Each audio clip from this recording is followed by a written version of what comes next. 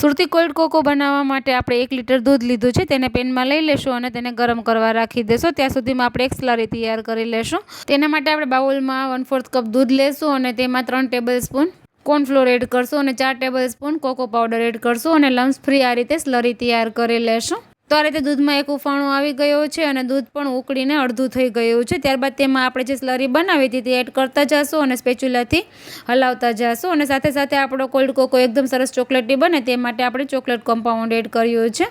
કોકોમાં મીઠાશ માટે આપણે અડધો કપ ખાંડ એડ કરશું. ચોકલેટ અને ખાંડ મેલ્ટ થઈ જાય ત્યારબાદ આપણે ગેસની ફ્લેમ બંધ કરીને કોકોને ઠંડો થવા દેશું. ત્યારબાદ તેને આપણે આ રીતે ચાળણીમાં ગાળી લેશું.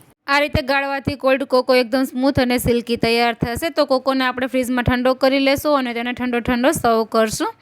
ઉપર તેને ચોકલેટ સેવિંગથી ગાર્નિશ કરશું. તો આપણો સુપર ટેસ્ટી કોલ્ડ કોકો બનીને તૈયાર છે. તેને તમે ઠંડો એન્જોય કરી શકો છો. જો રેસીપી પસંદ આવી હોય તો લાઇક, શેર એન્ડ